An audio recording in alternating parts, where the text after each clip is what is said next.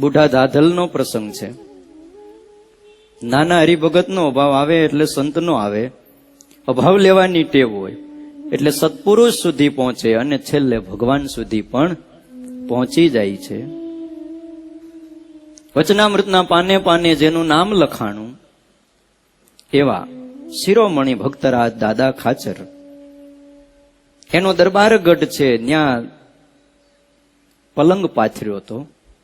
હવે દાદા ખાચરનો પલંગ એટલે રાજવીનો પલંગ કહેવાય. ગામ ધણી છે દાદા ખાચર. એ પલંગ ઉપર બુઢો ધાધલ માથે ઓઢીને હુઈ ગયો.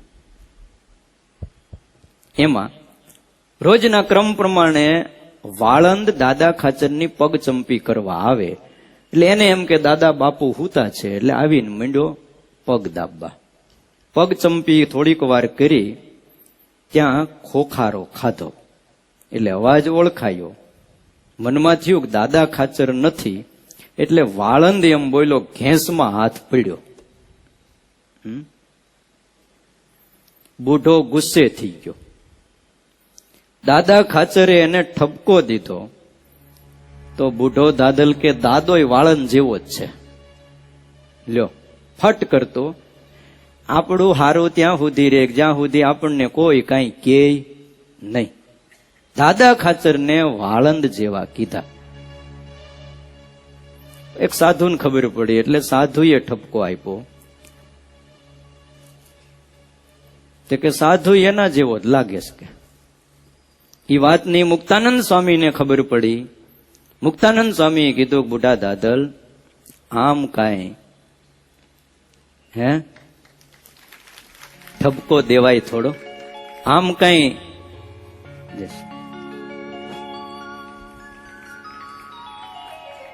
હરિવલ્લભદાસજી સ્વામી પધાર્યા છે. બે હાથની તાળીઓથી સ્વામીનું સ્વાગત કરશું.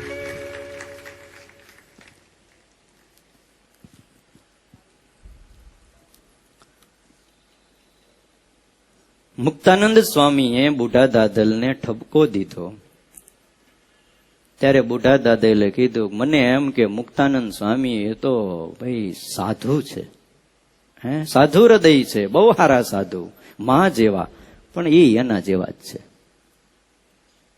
આ વાતની ખબર શ્રીજી મહારાજને પડી. શ્રીજી મહારાજે બુઢા દાદલને બોલાવ્યો, ઠપકો દીધો, મુક્તાનંદ સ્વામી તો અમારા ગુરુ છે અને તું એમનો અવગુણ લે ને એમનું વાકું બોલે. તે બુઢા દાદલને મહારાજનો પણ અભાવ આવ્યો. સત્સંગનું આખી જિંદગી વાકું બોલતો રહ્યો. પ્રસાદી બહુ ખાધી હતી. એક ગાડું એક ખાકર ખાઈ ગયો હતો પ્રસાદીની. અભાવમાંથી જીવનું બગડે છે. લાલો કરીને એક પાર્ષદ હતો મહારાજ વખતે. સ્વામિનારાયણ ભગવાને એની સેવા, એમની નિષ્ઠા, એમની ભક્તિ, એમની ધગસ આ બધું જોયું.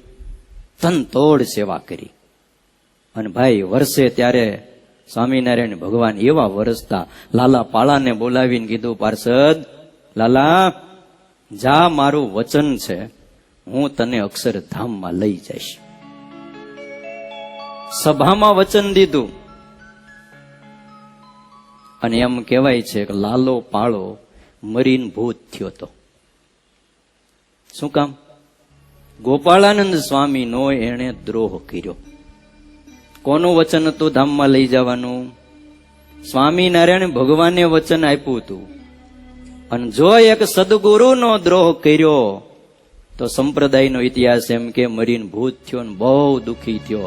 આજીજી કરી મને સ્વામિનારાયણ ભગવાને તેડી જવાનો કોલ આપ્યો હતો, પણ જેથી વડતાલમાં ગોપાળાનંદ સ્વામીને ધોળા પહેરાવાના હતા એમાં મેં હારી ભૂમિકા થોડી ભજવી હતી.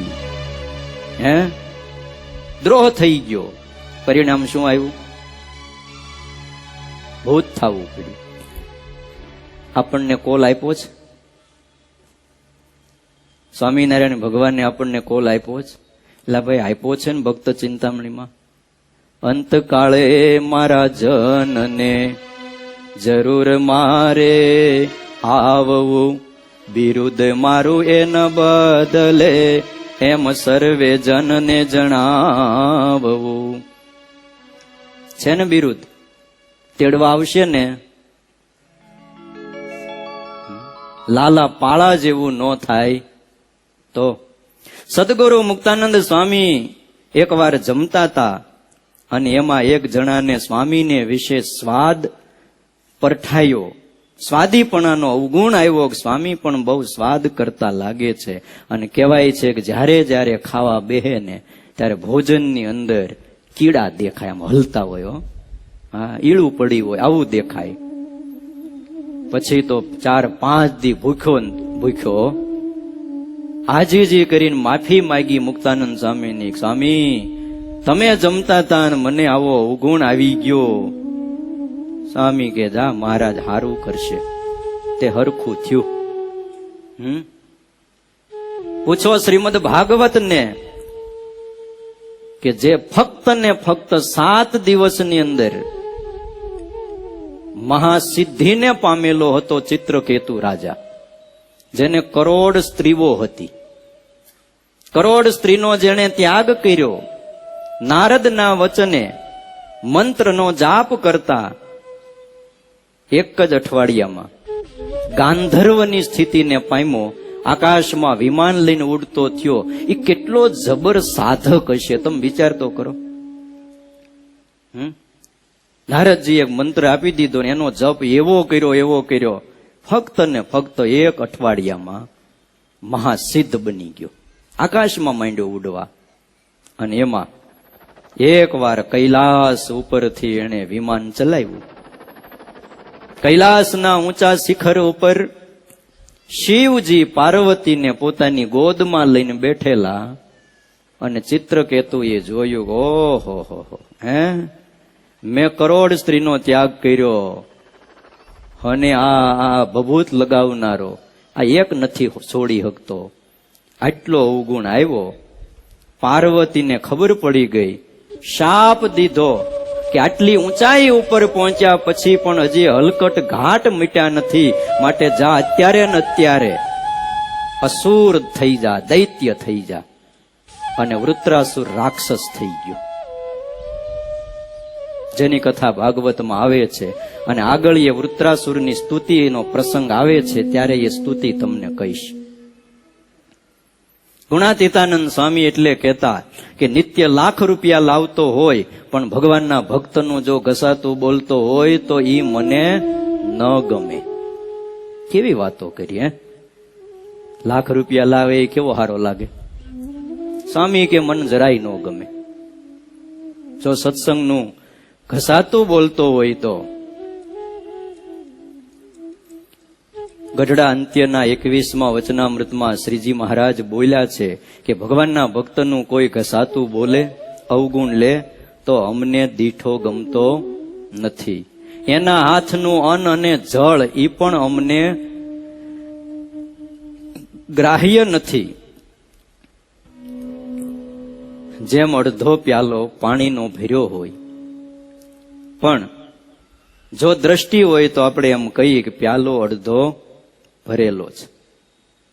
આ એટલું જ સમજવાનું છે, ખાલી છે એમ નહીં. શું કહેવાનું?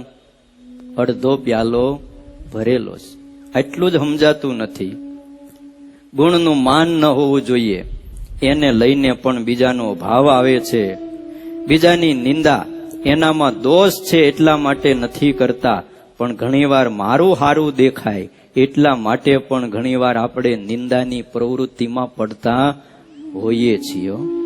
એનામાં છે અને લઈ છે એ વાત જુદી છે, પણ ઘણીવાર આપણું હારું દેખાડવા બીજાનો અવગુણ લેતા હોઈએ.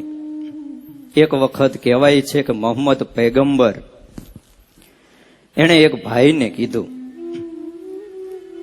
તું એમને એમ પડ્યો રે તો નમાજ બમાજ પઢને કે. તે કહે, હારું, તમે કયો છો તો આજે હું નમાજ પઢું. અને શુક્રવારનો દિવસ આવ્યો, મસ્જિદના ઓટલે એક ફકીર સૂતેલો. નમાજની અંદર આ ભાઈ આવ્યો, એને બાંગ પુકારી તોય ઓયલો ઉઠ્યો નહીં. મહિમદ પૈગંબરને પેલો માણસ એવું બોલ્યો કે હજી મસ્જિદોમાં એ આવ્યો નહોતો. મોહમ્મદ સાહેબ જુઓ તો ખરા, આવડો આ હૂતો છે, બાંગ નથી પુકારતો, ખુદાની સ્તુતિ પ્રાર્થના નથી કરતો, ઉઠતો નથી. ત્યારે પૈગંબરે એમ કીધું કે હજી તો મસ્જિદની અંદર આવ્યો નથી, ત્યાં તે બીજાનું જોવાનું શરૂ કરી દીધું. હજી તો બહાર ઉભો છે.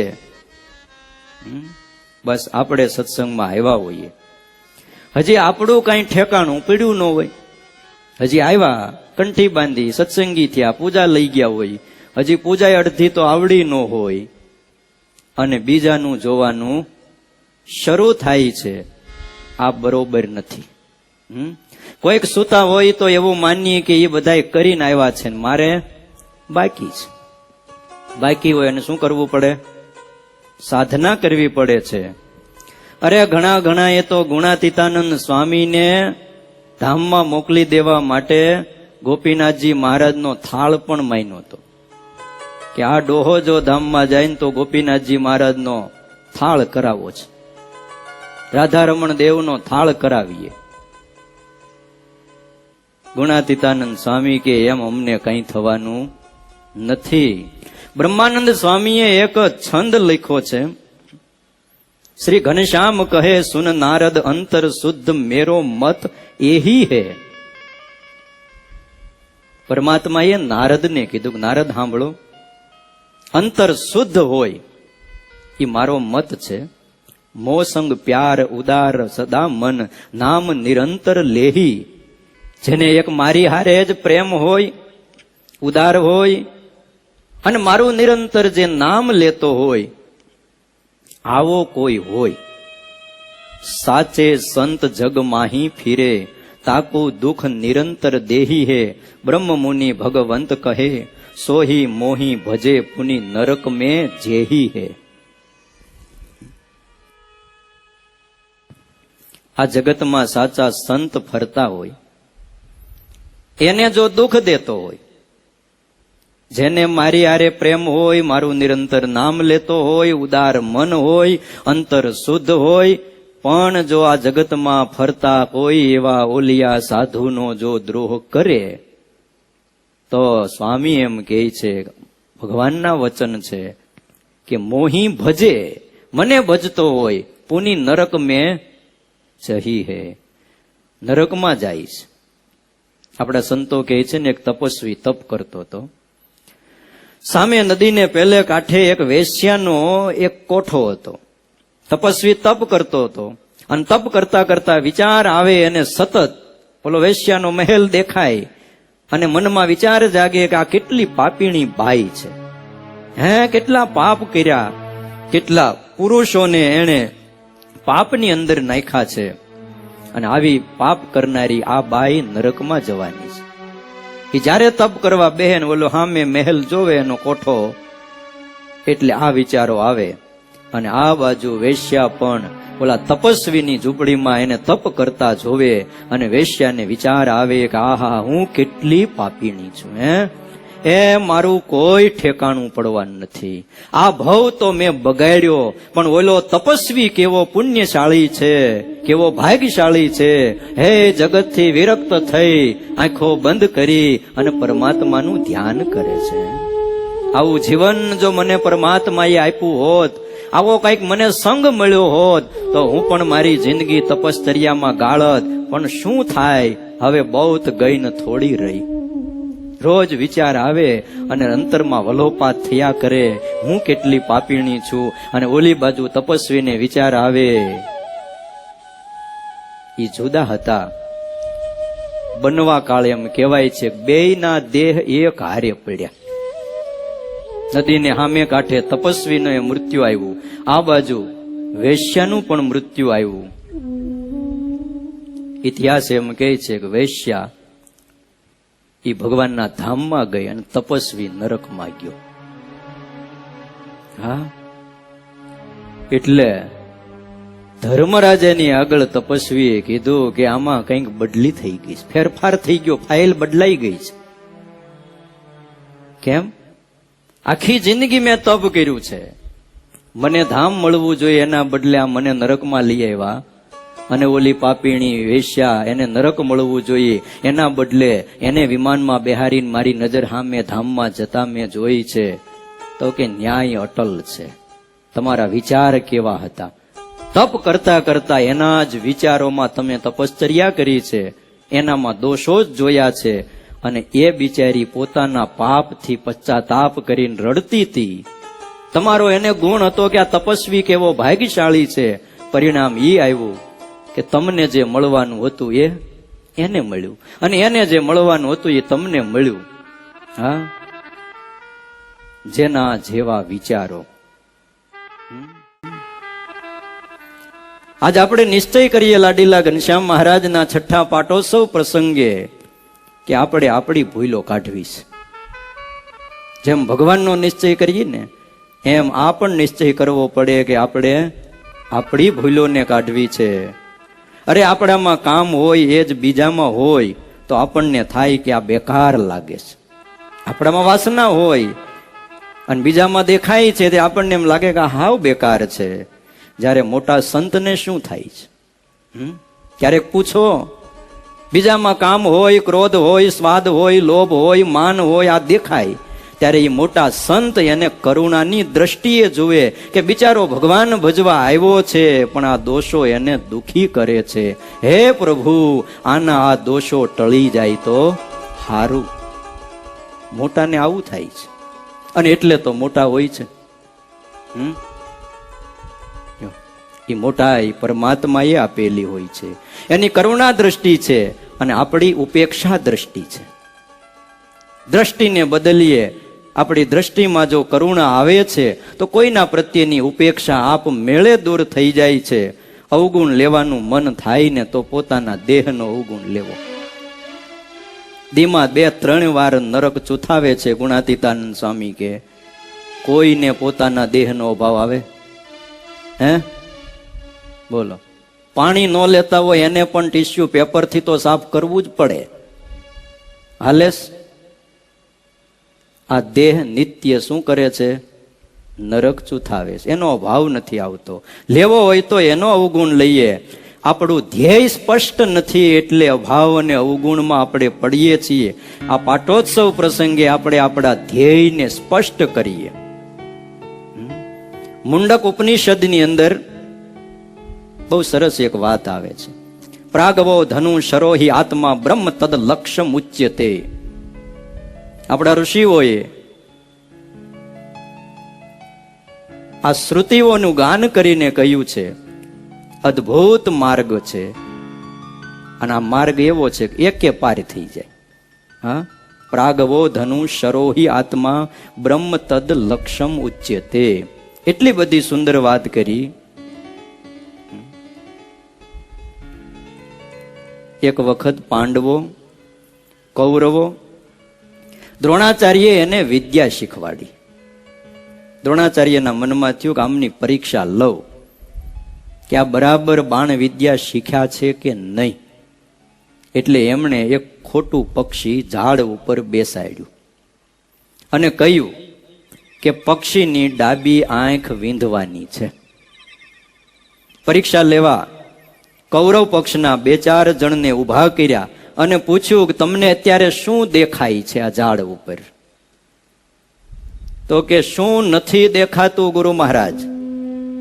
હા, મેં સવાલ કર્યો, શું દેખાય છે? એમને શું નથી દેખાતું?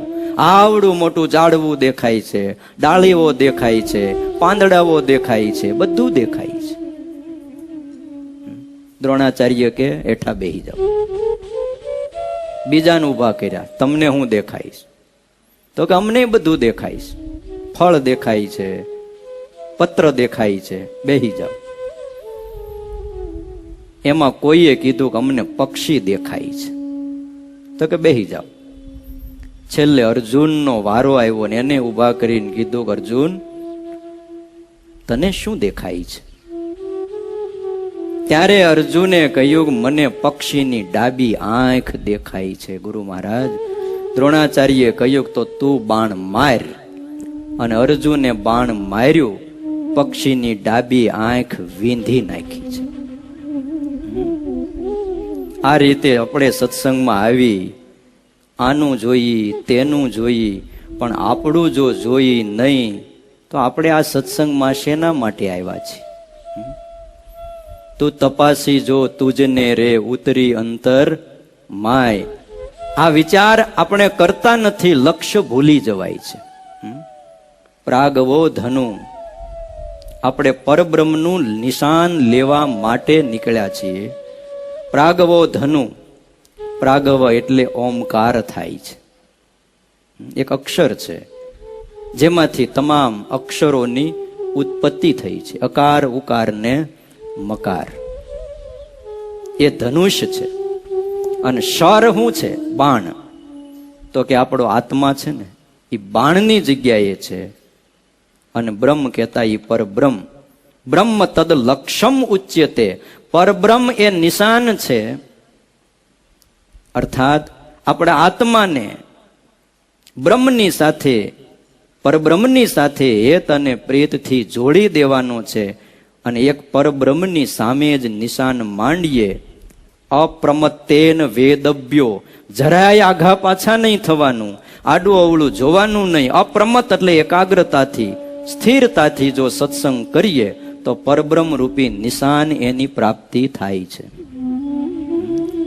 હવે નિશાનનું ઠેકાણું ન હોય, આખું ઝાડવું દેખાતું હોય, ડાળા દેખાતા હોય, પાંદડા દેખાતા હોય, એ લક્ષ્યને વીંધી શકતો નથી.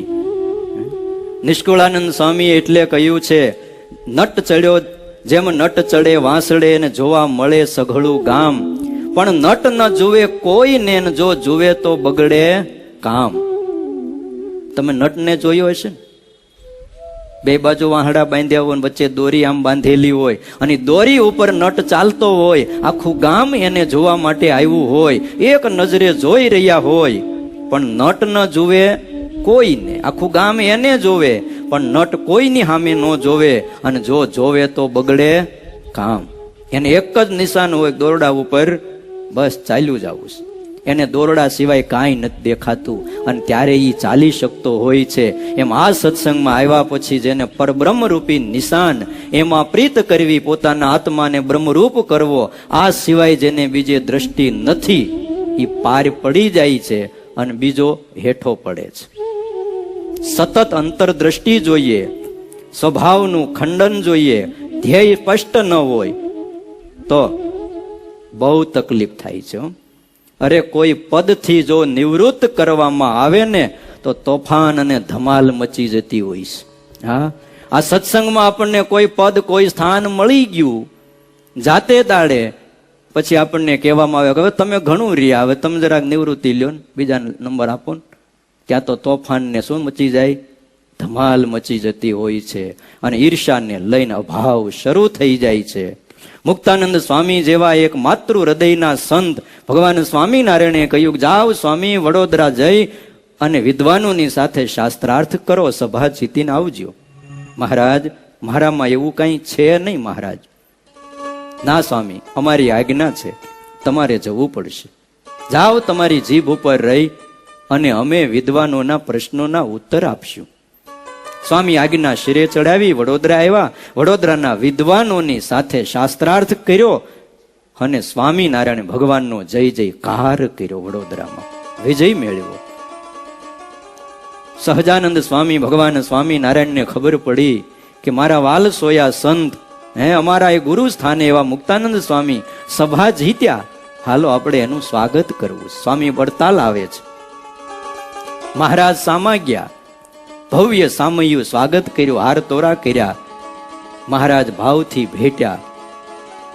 ત્યારે નિર્વિકલ્પાનંદ સ્વામીને થયું કે એમાં બહુ મોટું હું કામ કર્યું, અમને મોકલ્યા હોત તો અમે સભા જીતીને આવત. અમારી કોઈ કદર નથી. આમ ઈર્ષા થઈ. પછી શ્રી હરિનો પણ અભાવ આવ્યો. અરે સાક્ષાત સ્વામિનારાયણ ભગવાને પોતાના હાથે જેને ભગવી ચાદર ઓઢાડી હતી. સ્વામિનારાયણ ભગવાનના દીક્ષિત સાધુ હતા, તોય એની હારે વાત આવીને ઊભી રહી ગઈ છે. અરે ઘણીવાર મત્સર હોય તો પણ બીજાનો અભાવ આપણને આવતો હોય છે, અને ઠાલો ઠાલો વચમાં બળી મરે છે. શ્રી હરિનો અભાવ આવે છે. કારિયાણીના 6 વચનામૃતમાં પ્રેમબાઈ બહુ સુંદર વસ્ત્રો લઈને આવ્યા, એની વાત કરી. સ્વામિનારાયણ ભગવાન સભામાંથી ઊભા થયા અને બહેનોની સભામાં જઈ એ પ્રેમબાઈએ લાવેલા વસ્ત્રો, પાદુકા, છત્તર આ બધું જ પોતાના હાથે ગ્રહણ કર્યું. વસ્ત્ર લઈ આવ્યા, પછી સભામાં આવ્યા અને પછી મહારાજે ગ્રહણ કર્યા. પડખે દીનાનાથ ભટ્ટ ઉભેલા, એ ભટ્ટને વસ્ત્રો આપ્યા અને તરત જ એ સભામાં કોઈને મત્સર આવ્યો. અને સ્વામિનારાયણ ભગવાન એમ બોલ્યા કે આ સભામાં અમે આ વસ્ત્રો આને આપ્યા ભટ્ટજીને, પણ મત્સર વાળાને એવો વિચાર ન આવે કે જે વસ્ત્રો લાવ્યા એને ધન છે, અને મહારાજને પણ ધન છે કે એને તરત જ સુપાત્ર બ્રાહ્મણને દાનમાં આપી દીધા. આવો વિચાર મત્સર વાળાને આવતો નથી. બળી મરે છે. કહેવાય છે કે હસ્તિનાપુરમાં એકવાર દુર્યોધનની તબિયત બગડી હતી. ત્યારે હાથનું જે બાજુબંધ હતું હોનાનું એ હેઠું ઉતરી ગયું. એટલે કોઈએ એ વાત એમના પિતા ધૃતરાષ્ટ્રને કરી કે દુર્યોધનના હાથમાં જે બાજુબંધ છે ને એ હેઠું ઉતરી ગયું છે, હમણાં થોડોક દુબળો પડી ગયો છે છોકરો, કઈ તકલીફ છે? ત્યારે દુર્યોધને કીધું કે ના ના કઈ તકલીફ નથી, પણ આ સામે ઇન્દ્રપ્રસ્થની અંદર યુધિષ્ઠિરને ત્યાં રોજ 10,000 બ્રાહ્મણો જમે છે અને 1 સોનામોરનું દાન મળે છે. એ બ્રાહ્મણો હાથમાં દાન લઈ અને પેટ ઉપર હાથ ફેરવતા ફેરવતા યુધિષ્ઠિરના ગુણગાન ગાતા ગાતા જ્યારે મારા બંગલાની પાસેથી નીકળે છે ને એ જોઈને મારી તબિયત બગડી ગઈ છે. ઘણીવાર આવી રીતે આપણી તબિયત બગડતી હોય છે. હા, કોકનો મહિમા વધે, કોકના ગુણગાન ગવાય એટલે આપણી તબિયત બગડે છે. આનું શું કરવું કયો? આની કોઈ દવા નથી. છે કોઈ દવા? ઘણા એવા હોય છે પોતાથી મોટા હોય એનો પણ ઉત્કર્ષ એ સહન નથી કરી શકતા અને દુખી થાય છે. દેહને લઈ, આ લોકને લઈ, પંચ વિષયના ભોગને લઈ અને પક્ષપાતને લઈને ગુણાતીતાનંદ સ્વામી કે અભાવ આવે છે. આ બધા જ એના કારણો છે. અને આવી રીતનું જ્યારે થાય ને ત્યારે આપણા દેહનું અપમાન થાય. કોઈ આપણને હરખા પટેલની જેમ ખાલી પગ ધોઈ આવવાનું કહે ને તો એ ખોટું લાગી જાય છો. ગુણાતીતાનંદ સ્વામીએ તો એના હારા માટે કીધેલું. ચોમાસાના દિવસો, ગારાવાળા પગ, કીધું પટેલ જરા પગ ધોઈને આવો ને બાપા, આ મોદ્યું બગડે. બસ આટલું કીધું અને ગુણાતીતાનંદ સ્વામીનો પણ અભાવ આવી ગયો. ઘણી વાર આપણા ભોગનું ખંડન થાય ત્યારે અભાવ આવે, ઊંચી સમજણ ન હોય ત્યારે પણ અભાવ આવે.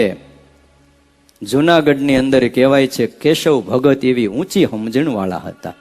હા, આ જીવન જેણે પાર્ષદમાં રહી અને ગુણાતીતાનંદ સ્વામી જેવા સાધુઓની બહુ અનુવૃત્તિ અને સેવા કરી, બહુ હેતવાળા હતા. એક ટાઈમ જમતા હતા, સાંજે ક્યારેય જમતા નહીં. એમાં એના એક કોઈ અતિ હેતાળ સાધુ કોઈ એને કીધું આજે તો મારે તમને છે ને ભંડારમાં જમવા લઈ જવા છે. બહુ સેવા કરતા હોય ક્યારેક કોઈક સાધુને એમ થાય ભલે તમે નથી જમતા પણ મારે તમને આજે જમવા લઈ જવા છે. કેશવ ભગતે હાથ જોડ્યા, મા બાપ મને રહેવા દો, મારે એક ટાઈમનું નિયમ છે, હું એક વખત વર્ષોથી જમું છું, કોઈ એવો અઠાગ્રહ નથી, પણ હવે વર્ષો કાઢ્યા છે તો હવે આમનું પૂરું કરવા દો ને મા બાપ. તો ના ના હાલો ભંડારમાં. પરાયણે બાવડું પકડીને એને ભંડારમાં લઈ ગયા, ચોકામાં બેહાર્યા જમવા અને પત્તરમાં ખીચડી પીરસી પણ દીધી. કેશવ ભગત જોતા રહ્યા, ભગત તમે બેહો, હું અથાણું લઈને આવું. ખીચડી પીરસી અથાણું લેવા અંદર ગયા, ત્યાં ભંડારી આવ્યા. ભંડારીએ જોયું, ભંડારીની નજર બધીએ હોય. હા, કેશવ ભગત હાંજે જમતા નથી, વાતું મોટી મોટી કરે, અને આજે કેમ બેહી ગયા?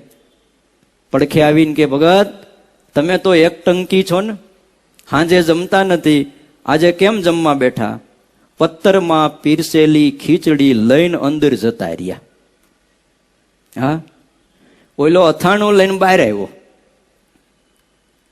ભગતને થયું મહારાજે મારું નિયમ રાખ્યું.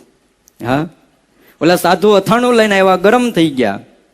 ત્યારે કેશવ ભગતે કીધું કે સ્વામી મહારાજે મારી રક્ષા કરી છે, હું હાંજે નથી જમતો, તમે પરાણે લાવ્યા, પણ આખીર તો મહારાજે મારી રક્ષા કરી છે.